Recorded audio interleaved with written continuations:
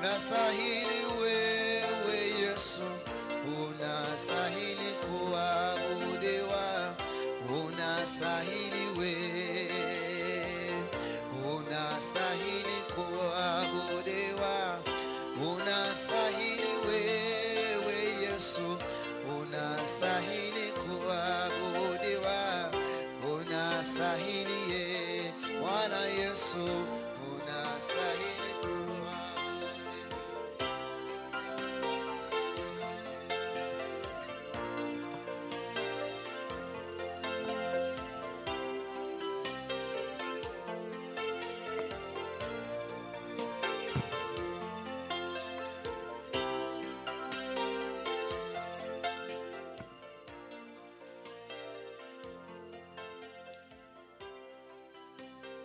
Asante man of God kwa sababu ya kipindi cha kusifu na kuabudu. Wacha tuombe kwa minajili ya kuanza ibada ya siku ya leo.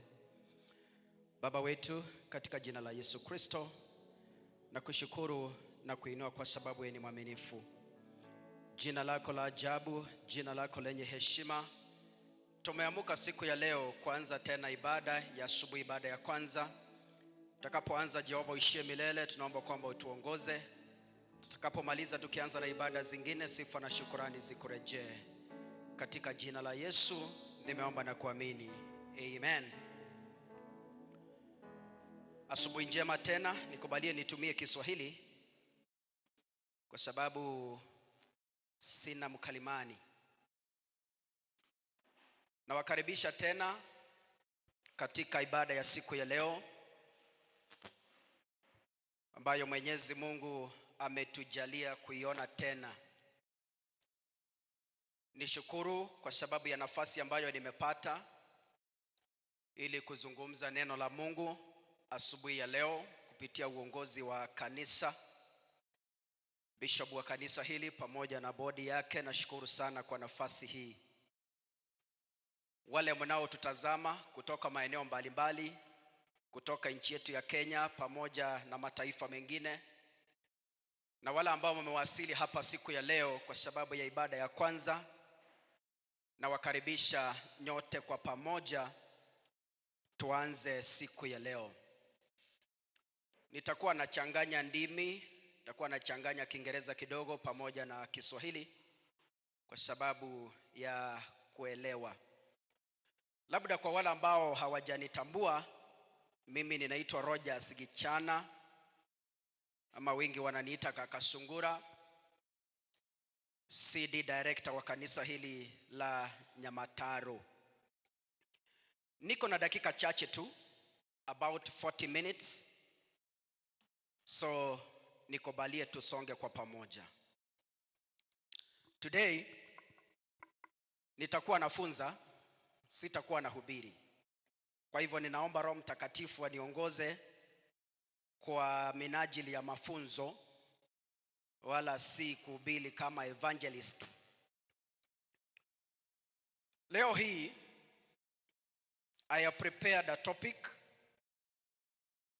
from despair to deliverance, rather reclaiming the lost hope.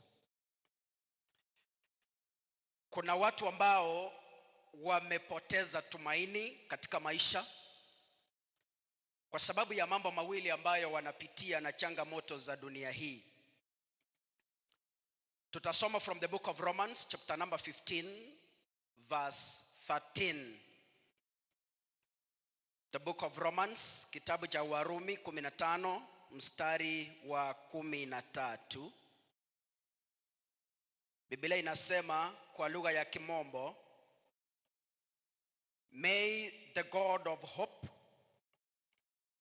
fill you with all the joy and peace as you trust in him, so that you may overflow with hope by the power of the Holy Spirit.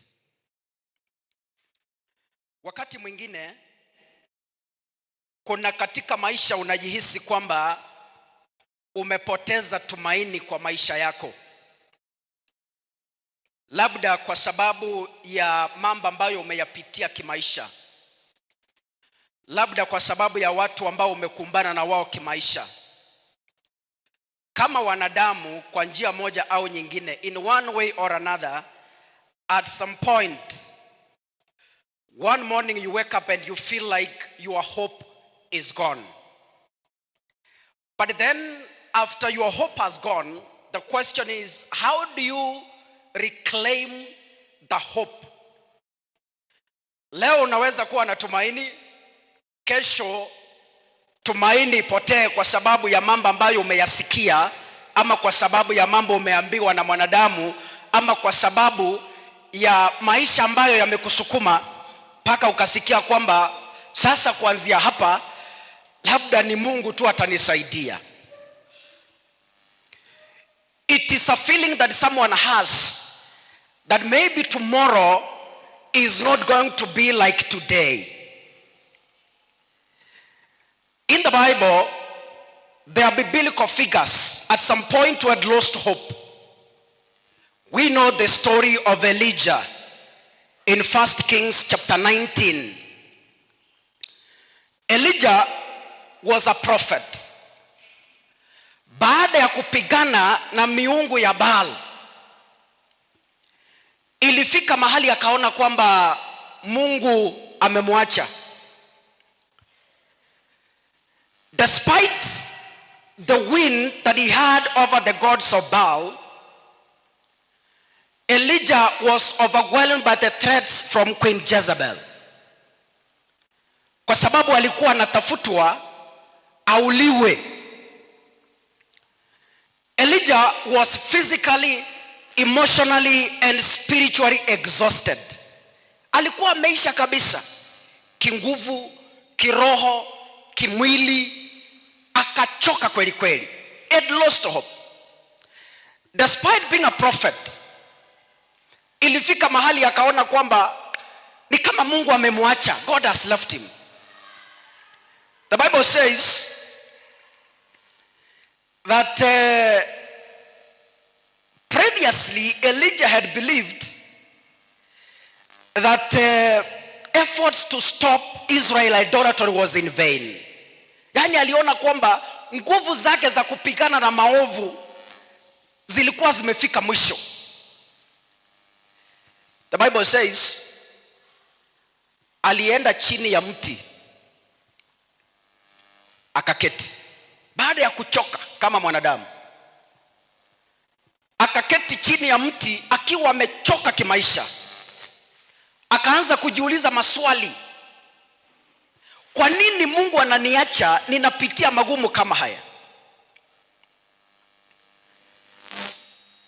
But at the end of the day, the Bible says God showed himself to Elijah. Then what can be the root cause of hopelessness? Labda ni vitu vipi ambavyo vinaweza kuchangia mwanadamu kupoteza tumaini kwa Mungu? Unmet expectations. Ulilipia mtoto school fees last year, ukasema kwamba labda atafanya vizuri kwa mtihani this time round. Lakini kurudi nyumbani at the end of the term ukapata ameanguka mtihani, but you had paid school fees. Ukaenda shambani ukapanda mahindi, ukapanda maharagwe, ukapanda njugu. Ukasema wakati huu labda vile nimepanda, wanaita the easy tins, gorogoro, metoliro, nimepanda 10 tins. Labda ukakuwa na expectations, nitaenda kutoa magunia mingi. You had expectations. Ukaenda ukapalilia vizuri, ukaweka mbolea. Lakini at the end of the day, mvua ikanyesha, hailstones, mawe, ikaharibu zote. Sasa ukaanza kuambia watu, no, I will never go back to farming again. Why? Because your expectations were not met. As a teacher, you say this time round, my MSS will read 80%, or maybe 9 out of maybe 10. You woke up in the morning the whole time, teaching students in class. Ukatengeneza lesson vizuri. Na ukaomba Mungu kwamba this time round, I must be awarded also like other teachers. But unfortunately, watoto watu wakapata D+. Sasa ukasema, labda niache kufunza ama nitafute transfer. Unmet expectations. Bwana asifiwe. Unmet expectations can cause people to lose hope. Unapoteza tumaini kabisa. You've been coming to morning glory every day. Unaomba Mungu kwamba labda kuna kitu nataka anitendee kwa familia. You come every Sunday, you pray. Back at home, you wake up early in the morning, you pray to God.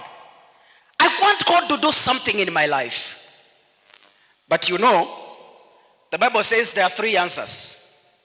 Ajibu, asijibu, ama ungoje. So you've been praying for the whole year. Nothing is happening. Until you've said no. Sasa hiyo kanisa wacha ikae, siendi. Kwa nini? Mungu amekataa kunijibu. Unmet expectations. Elijah had very high expectations. As the prophet of God, he thought, ataenda pale Mungu amsaidie amalize kazi, mtu asimuulize aende. But then again he finds, oh no, hakuna chakula, hakuna maji, njaa imemsumbua. Akaenda akakaa chini ya mti akasema, let me now die. Unmet expectations. There are timelines you had. Maybe you've been applying for a job for so many years. You apply for a job this year, you apply for a job next year, you apply for a job 2028. Nothing is coming out. Sasa unasema, wacha niingie kwa pombe, wacha niingie kwa miadarati, kwa sababu at the end of the day, nobody is calling me for an interview. Unmet expectations. You thought maybe when I finish school, university or college, you finish this year, next year you are getting unemployment. Lakini unakaa nje for 10 years looking for a job. Unmet expectations. As a teacher, you've been waiting for a promotion. Unafanya vizuri. Paka head teacher akitoka shule ama principal akikuacha, yani unalinda walimu vizuri even using your own money. And maybe one day or one time, I will be promoted to somewhere. But it never comes to pass. Unmet expectations. As an apostle, this year you've put some strategies to revive your fellowship. You arrive early. Maybe if your grade is 2 p.m., you arrive at 2 p.m. People come at 4. Maybe this year you said no. I must keep time. But the more you keep time, the more they come late. Unmet expectation. You lose hope. Nasema sasa next week na mimi nitaenda saa 10. Unmet expectation. Bwana asifiwe.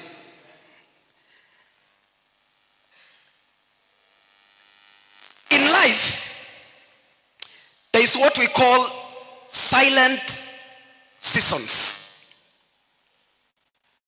Hope dies when God is silent. You know, in life sometimes God can be silent. Sio kwamba amekuacha. No, he's silent. When Elijah was suffering, God was there but silent. God knew Elijah had no food. God knew Elijah had no water, but he went silent. Sometimes God can let you be tested, like Job. Alisumbuliwa na magonjwa, mali yake yote ikaenda. God was there, God was present, but he was silent.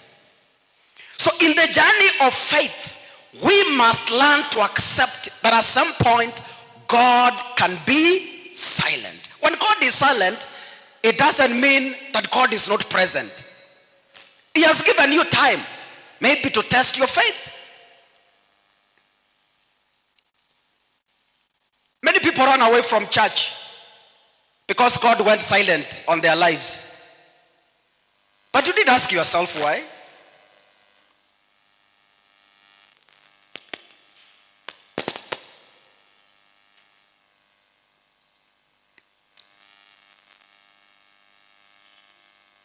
Kwa ya maisha, sometimes we have the past, our past life, maisha ambayo tumepitia kutoka nyuma. In a family, the devil can plant diseases. The past life. Unaenda hospitali, you use your resources, you use your money, treating some ailments. So you wake up today, na unafikiria kwamba, labda vile uligonjeka last week, ukisikia baridi kidogo leo kwa sababu ya mvua, unakumbuka kwamba huenda pia nitarudi hospitali. Past experiences zinaweza kufanya upoteze tumaini katika maisha. Uko na watoto, first born akaanguka mtihani, second born akaanguka mtihani, third born akaanguka mtihani. Sasa huyu wanne hutaki kumfunza kwa sababu of the past experience. Hata nikifunza wanaanguka. You have lost hope. Ulianza biashara, ukafungua duka ikakataa, kauza nyanya zikakataa, kauza vitunguu zikakataa, ukajaribu kuuza maharawe zikakataa. Sasa hutaki kuuza njugu kwa sababu you've lost hope. Past experiences. Bwana asifiwe. Maisha ambayo mwanadamu anapitia, changamoto za maisha. Vile tuko hivi, ukiuliza watu, they have past experiences in their lives. Kuna mambo ulijaribu last year, ikakataa. Maybe you tried a relationship, ikaanguka. You've tried. You've lost hope. Nasema sasa sitaki kuolewa, wacha hiyo ndoa ikae. You've lost hope. But you must understand, at some point, God can be silent in your life. It doesn't mean he is absent.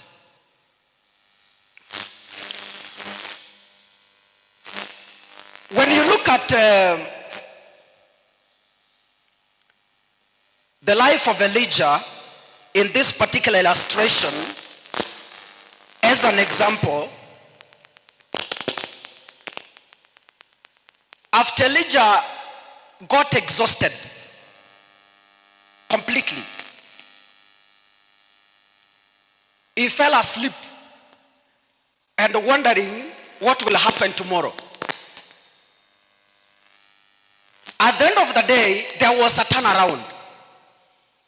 Yani, baada ya mateso, there is a turnaround.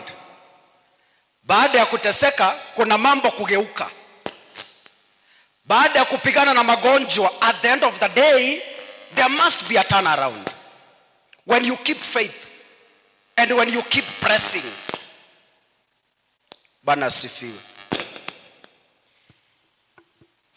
When Job had lost his family, when Job had lost his children, when Job had lost his wealth, at the end of the day, there is what we call a turnaround.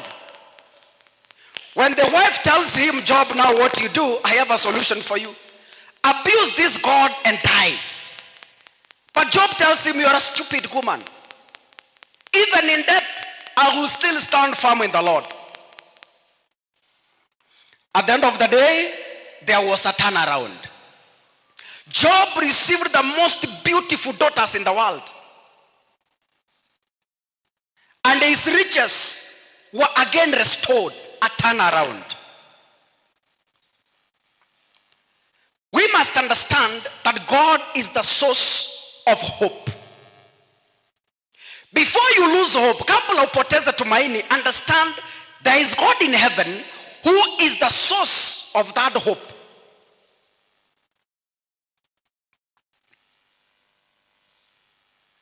And finally, when you begin to search for the lost hope, you will eventually get it. That is an assurance. Instead of God rebuking Elijah, after Elijah had surrendered, now I want to die. Sasa kama ni huyo Mungu, acha tu akae kidogo. I now want to die. The Bible says God met Elijah's despair with compassion by providing food, water, and rest.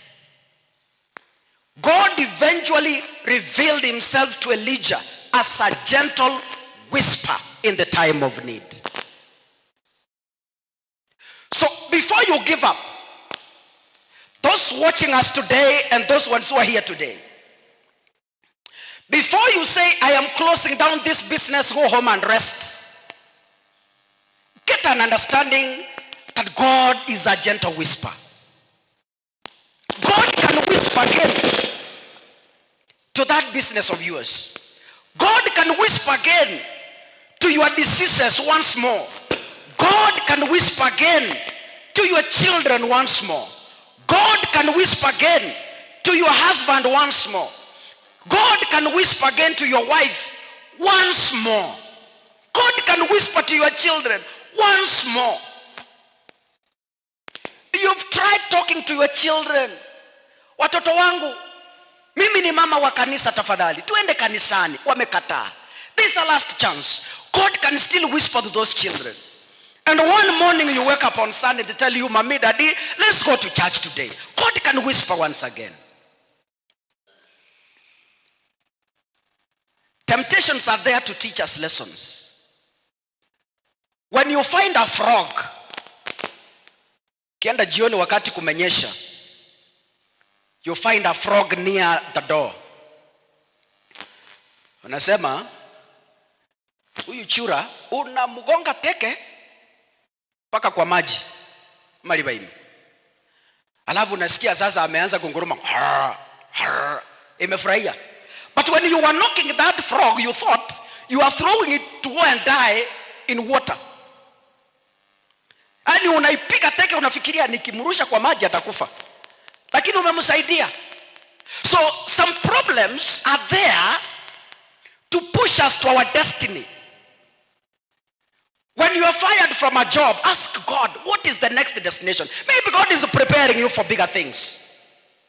Not all challenges are here to kill us. Some are there to push us from our comfort zone to our destination. Bwana asifiwe. Maisha haya yako na changamoto nyingi. Zingine unaamuka asubuhi mpaka unasema, Mungu, mahali imefika sasa labda niende. Maisha magumu. Economy imekuwa ngumu, hata kupata chakula imekuwa kazi ngumu. Sasa hii watoto wamefungua shule. Sasa unapigiwa simu from school. Tunataka school fees ama mtoto akufuata nyumbani. Na ukiangalia kwa mfuko kweli, you have nothing. Hata kwa nyumba hakuna kitu unaweza uza ulipe school fees. But are you telling me God didn't know that your children are in school? Bwana asifiwe. At the time of despair, how do we rebuild our hope? I have 10 minutes to finish. I promise to finish at 8:40.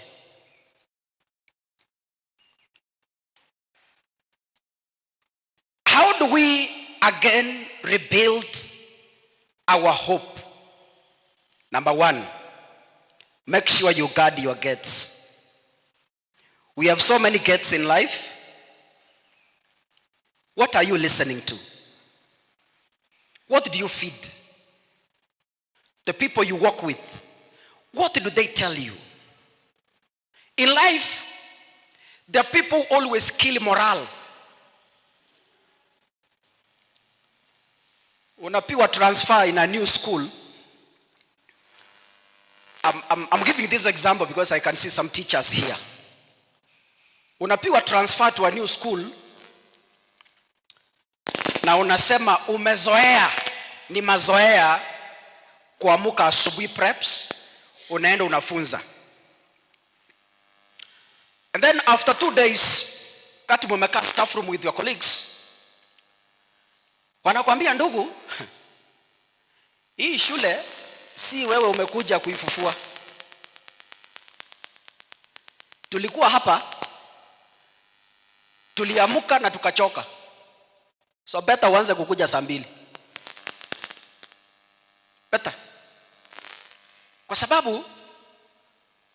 sababu you have allowed your kids to listen to them.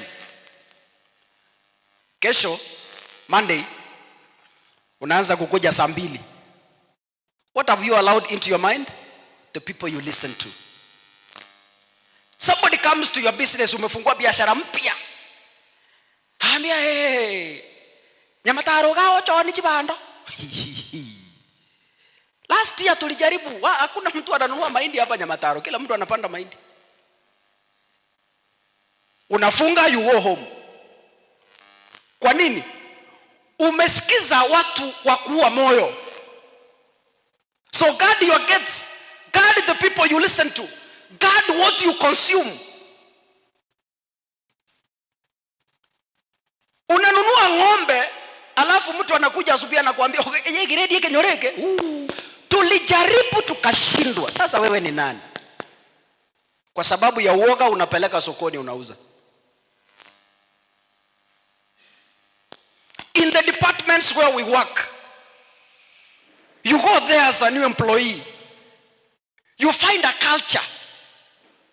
Kwa mfano, as a prayer warrior, you can go to an organization and you find people don't pray. They just come to work, kila mtu anaenda kivyake. So, you whisper and say, you know, let us change the culture, tuanze maombi ya asubuhi. Halafu mtu anapita kando na kwambia, wewe sasa ndio umekuja unataka kutuombea. Jaribu. You have allowed your kids to be in tough. Who are you talking to for advice? When you are in trouble, who do you go for? Kuna mtu unaenda kutafuta advice, badala akusaidie anakuua na anakuzika, anaweka maua.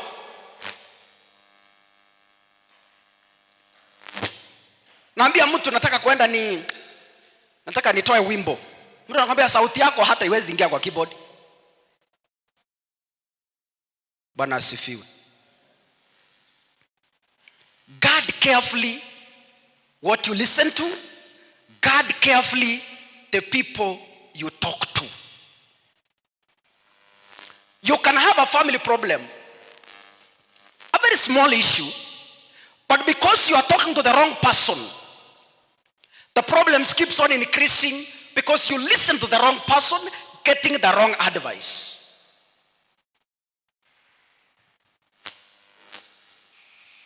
If you are surrounded by Job's friends, I'm talking Job of the Bible, those ones who could tell him, sasa mahali imefika wewe uweze pona.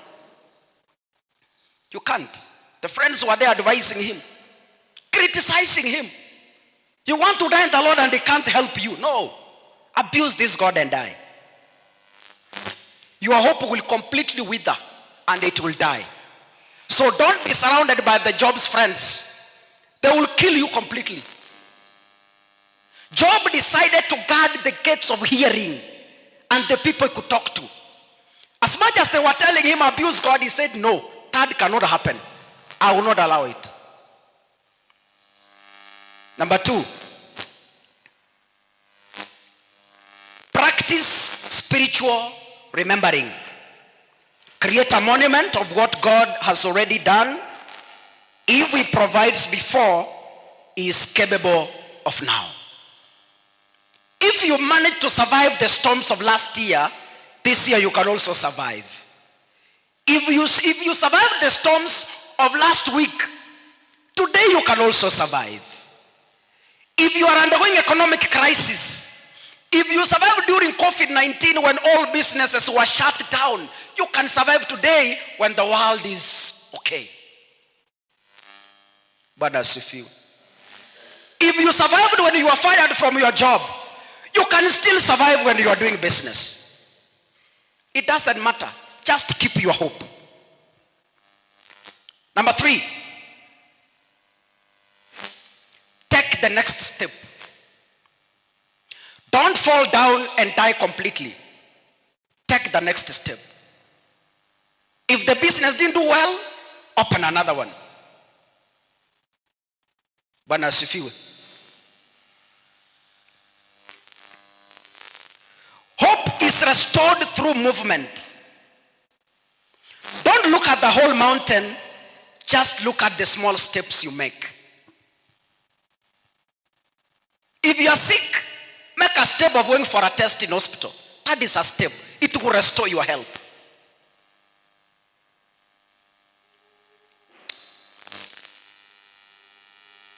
I have a friend whose mother was sick. The mother is about 80 years. So this friend kept on telling me, my mother is at home. He's very sickly. The mother keeps on complaining. I told him, what you do, take that mama to hospital. Tukatafuta an expert doctor, kampeleka hospitali. Baada ya kufanyiwa all the tests, daktari akamwambia, mami, hakuna ugonjwa hapa, ni uzee. Accept ni uzee imeanza kuingia. You will feel more of that. Ni uzee. So mama anafikiria amerogwa. Anapigia mtoto simu. Hey! Omagongo, amakere, amagoko.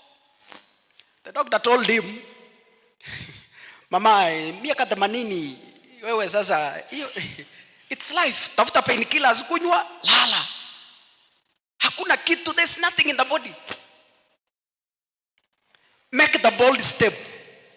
At some point, it can rescue your life from hopelessness. Bwana asifiwe. Lastly, community connection. We carry each other's hope. When one is weak, the body of Christ stands in the gap. Talk to someone. When you feel you are down, find someone trusted. Talk to that person. Maybe you can find healing. Don't die alone. Talk to someone. Seek guidance. Talk to your pastor. Talk to your seniors. Maybe the problem that was bothering you could be spiritual. You talk to Bishop. Bishop prays for you and everything turns around to be okay. Talk to someone. Don't die. There's a behavior in school for your children you don't understand. Go talk to the teacher. Ask him, huyu mtoto nini namsumbua? Take the next step. It is 80-40 as I promised. Let me wind up. Let me wind up. The book of Lamentations chapter 3 verse 22 to 23. The book of Lamentations chapter 3 verse 22 to 23. The Bible says, because of the Lord's great love, we are not consumed. His compassions never fail. They are new every morning. Because of the Lord's great love. Kwa sababu ya upendo mkubwa wa Mungu, sisi hatutapotea. Bwana asifiwe. As I said earlier, God can be silent. When he's silent, it doesn't mean he is absent. Kwa sababu ya upendo wake, Elijah could have died in the wilderness, but God comes again, whispers to him, wake up. Malaika alikuja akamwambia, Elijah, wake up, wake up. Chakula ndio hii, wake up, eat. The journey ahead of you is long and tough. Eat and drink. Kula raka. Safari mbele yako ni ndefu. Kwa sababu ya upendo wa Mungu. Vile tuko hapa, tuko na safari ndefu. Wake up. Eat. Drink water. Because the journey ahead of you is tough. Bwana asifiwe. Tusimame juu.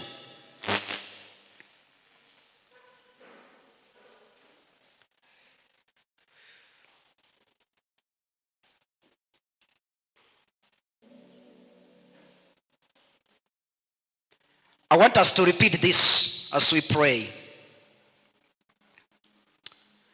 My current situation is not my final destination.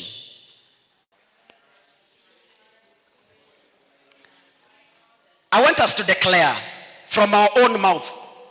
Unasema, unaambia Mungu, my current situation is not my final destination. Aya, nataka tuhesabu, na hesabu 1 2 3 alafu we declare. 1 2 3.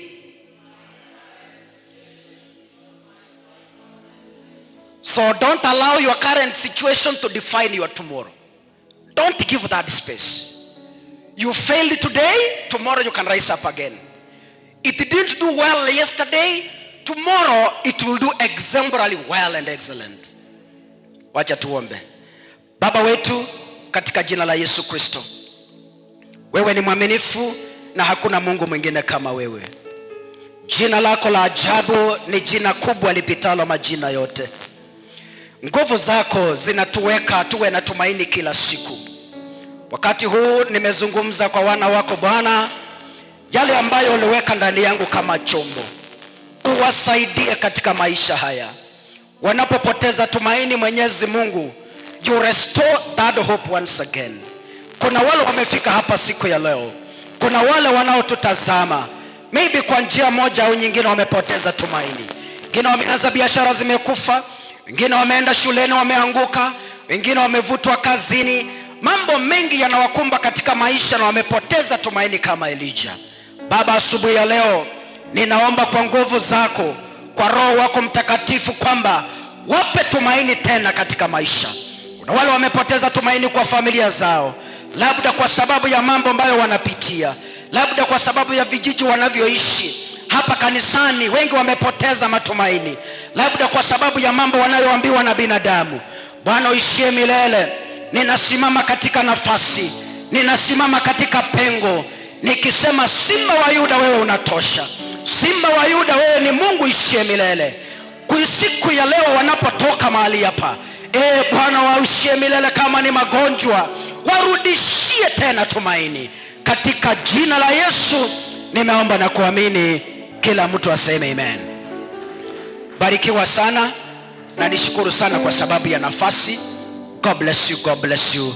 Karibu sana Bishop. Thank you.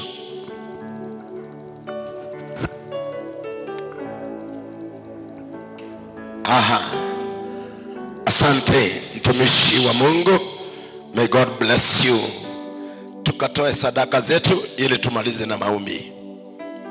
Tutoe sadaka zetu tukaweze kumaliza na maombi. We give our offerings as we pray, then we break for our Sunday school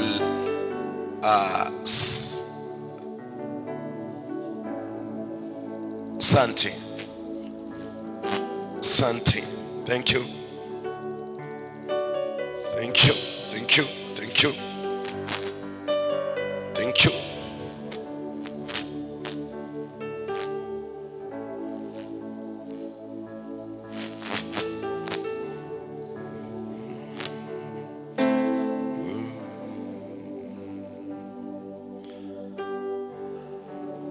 Baba wetu, wewe ni Mungu mkuu na ni Mungu mwaminifu. Asante Mungu wetu kwa nafasi hii. Asante Mungu wetu, neno lako limepita kulingana na mapenzi yako. Mungu ishie, naomba baraka, naomba uwepo wako.